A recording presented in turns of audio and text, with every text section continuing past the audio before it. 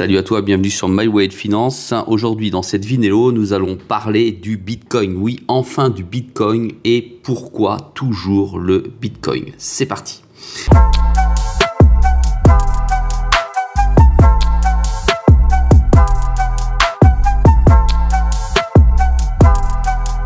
Allez, sois le bienvenu dans cette vidéo. Je vais passer en revue l'après-halving concernant le Bitcoin, naturellement. Et je vais te donner ma position concernant mon investissement sur le BTC.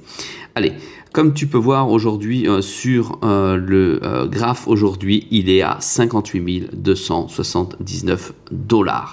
On a vécu il y a peu le quatrième halving. Alors qu'est-ce que le halving? Je te rappelle que le halving, c'est la division par 2 des BTC qui sont donnés en récompense aux mineurs, puisque le BTC est en proof of work, ça nécessite des machines avec des microprocesseurs, d'accord, avec un algorithme spécifique qui mine le BTC, et ça permet à la blockchain d'être à la fois sécurisée et de valider les transactions. Voilà pour faire le plus simple possible. Aujourd'hui, ce qui nous intéresse, c'est est-ce que je dois investir ou continuer à investir dans le BTC. Voilà, aujourd'hui, tu peux voir ici l'offre en circulation est de 19 740 millions de jetons BTC. Il y en a 21 millions au total, comme tu le sais, on peut le voir ici sur la gauche, 21 millions, il en reste quelques millions à miner. J'attire ton attention sur le fait que le BTC a débloqué depuis plus de 10 ans 1 750 000 bitcoins sur des wallets, donc depuis une décennie, donc ils ne sont pas utilisés depuis 10 ans. C'est ça que ça signifie. Donc ça veut dire qu'en gros, il restera sur le marché à peu près 19 millions de BTC lorsque la totalité des BTC auront été minés. Néanmoins, ce qu'il faut que tu comprennes, c'est comme il y a une division tous les 4 ans avec un halving du BTC, eh bien, il ne pourra jamais mathématiquement avoir 21 millions de BTC sur le marché. C'est tout simple à comprendre, puisque si tu divises toujours par 2 de manière à l'infini, tu vas t'apercevoir que c'est impossible d'arriver au fameux 21 millions, ce qui est logique. Ce qui donne toute sa valeur au BTC et ce qui donne tout son intérêt. On va tout de suite se pencher sur l'avenir du BTC suite au dernier halving qui a eu lieu, puisque tu vois qu'aujourd'hui, c'est plutôt une catastrophe, le marché est en baisse, mais c'est normal, année après année, ça s'est toujours passé de cette manière. C'est toujours un rapport entre les acheteurs et les vendeurs qui font le prix du marché et qui fait que finalement, le prix aujourd'hui est de 58 000 $ et qu'il va monter ou descendre. Regardons les prévisions qui ont été données par Econometric mis au travers d'un graphique. Aujourd'hui, l'intérêt d'avoir du BTC, tu le comprends en regardant très rapidement ce graphique, c'est que il va, dans ces 4 propositions, obligatoirement monter. D'accord? La question, c'est véritablement quand. Ici, nous sommes dans cette partie-là en orange, d'accord? C'est-à-dire qu'il oscille entre ce qu'il a fait dernièrement à un peu plus de 70 000 $ et beaucoup moins de 70 000 $, comme aujourd'hui à 58 000 $. Mais il pourrait remonter à 60 000 et redescendre à 48 000 $. C'est dans le champ du possible. Toujours est-il, c'est que courant fin 2025, il devrait y avoir une petite secousse vers la hausse qui nous permettrait de voir rapidement le BTC monter si on est dans le scénario ici qui se trouve en vert, comme tu peux le remarquer. Et c'est le scénario le plus optimiste, puisque celui-ci permet de montrer le BTC à plus de 4 480 000, on va dire début premier semestre, début deuxième semestre 2024. Ce qui est énorme. Là, tu vois effectivement l'intérêt de posséder ne serait-ce que quelques Satoshi par exemple 0,0010 ou 0,010 tout court. Voilà, là ça reste un intérêt puisque si tu multiplies, eh ben, tu te rendras compte qu'effectivement il y a un coefficient multiplicateur plus qu'intéressant.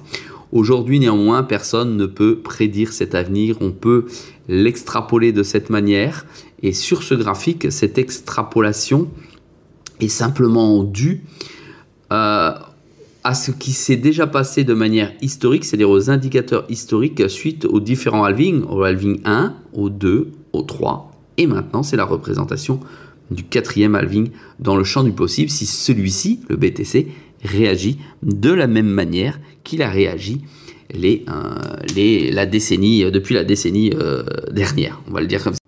Prenons maintenant la deuxième hypothèse en bleu plus foncé. Tu vois qu'il est toujours en chute libre à plus de 60, un petit peu plus entre 60 et 63 000 et que seulement après il commence à monter fin 2024, hein, voilà, fin 2024 pour enfin arriver en 2025 entre les 140 000 et 280 000 dollars. Ça correspondrait, comme tu peux le voir, aux élections américaines.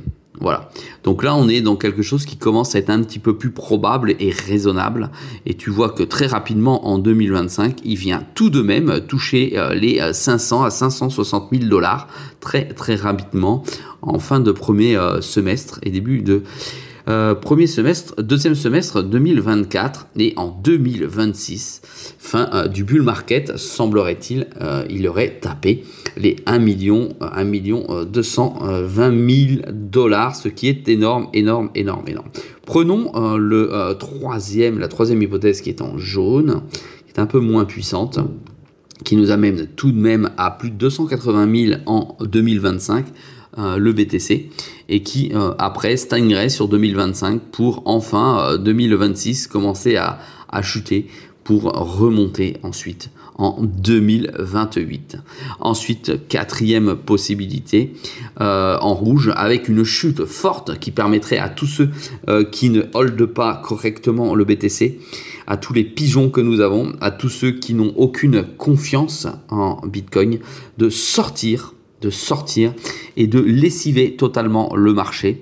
C'est aussi ce qui est en train un petit peu de se passer, de laisser finalement les whales entrer, de laisser encore les institutions entrer progressivement, notamment avec l'ETF, et ensuite pour arriver en 2025 tout tranquillement à 140 000 dollars, ce qui est déjà plus du double de la valeur actuelle, ce qui doublerait finalement le dernier ATH du BTC. Voilà, et qui nous amènerait quand même fin 2028 à un push, fin 2026, pardon, à un push de folie qui dépasserait les 1 million. Voilà, alors si tu es holder, tu as compris qu'il valait mieux rester dessus.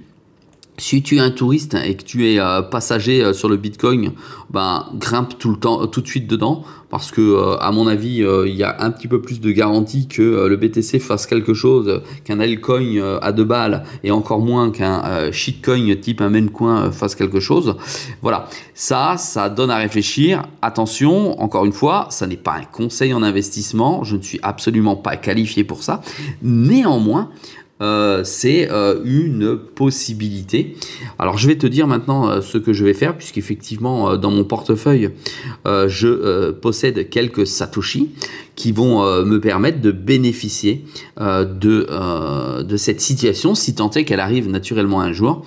Et pour ce faire, eh bien je pense que quand il tapera le million, je réfléchirai à 2 fois effectivement pour sortir de cette position, pour re-rentrer vers 2027. Voilà, tu sais ce que je vais faire avec ce type de portefeuille, en sachant que le BTC, je le hold déjà depuis des années. Je te donnerai pas ici dans cette vidéo le montant à laquelle je l'ai acheté, puisque ça serait finalement vilain pour certains. Allez, je vous dis à très vite dans une vidéo. Donnez-moi le prix que vous pensez que le Bitcoin va atteindre en 2025, en 2027, en dessous dans les commentaires. Je vous dis à très vite dans une prochaine vidéo.